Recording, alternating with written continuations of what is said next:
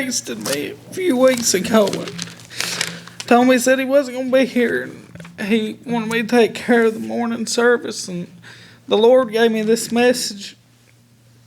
And I had been reading some in the book of Joshua, and I went over in the second chapter and started reading about the Rahab. And I may read a little bit from there. The second book of Joshua, starting at the 4th verse.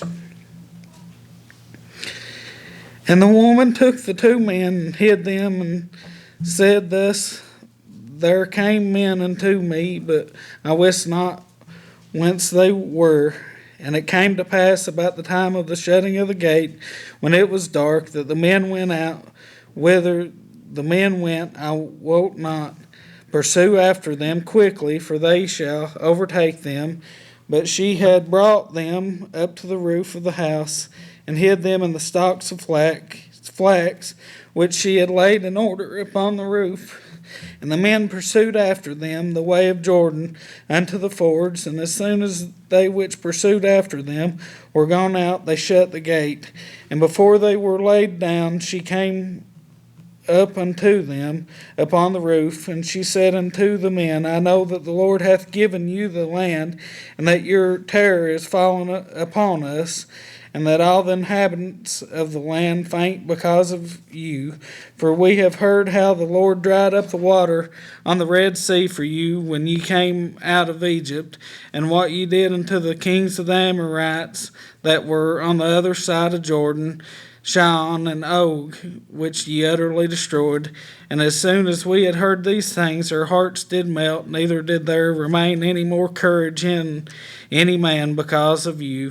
For the Lord your God, he is the God of heaven above and in the earth beneath. Now therefore I pray you, swear unto me by the Lord, since I have showed you kindness, that you will also show kindness unto my father's house, and give me a true token.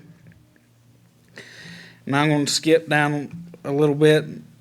Then to the 15th verse. Then she let them down by a cord through the window, for her house was upon the town wall, and she dwelt upon the wall. And she said unto them, Get you into the mountains, lest the pursuers meet you, and hide yourselves there 3 days, until the pursuers return. Afterwards may ye go your ways. And the men said unto her, We will be blameless of this thine oath, which thou hast made us swear. Behold, when we come into the land, thou shalt bind this line of scarlet thread in the window, which thou didst let us down by, and thou shalt bring thy father, and thy mother, and thy brethren, and all thy father's household home unto thee.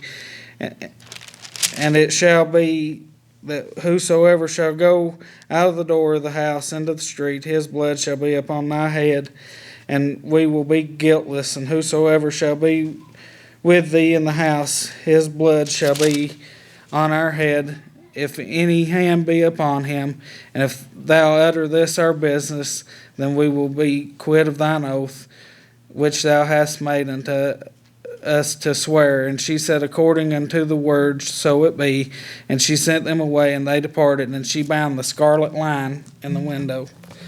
And I began to think about the situation that Rahab was in, and how she knew that that the Israelites was going to come in there and destroy Jericho, and how she knew she was going to be a part of that. And I began to think about when I was a kid, and how the Lord had brought to me that I was going to go to hell. I didn't have I knew that I was going to go to hell, and how scary that was to me. And I thought about how scary that must have been for Rahab, knowing that their town was going to be destroyed and she needed a way out. When I was a kid, I needed a way out. I needed a way of escape, and that was Jesus Christ today. And He saved me, and He can save you today too.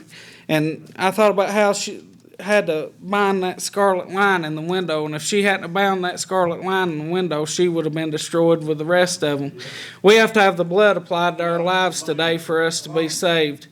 And I really feel like there's somebody here this morning that needs to hear this.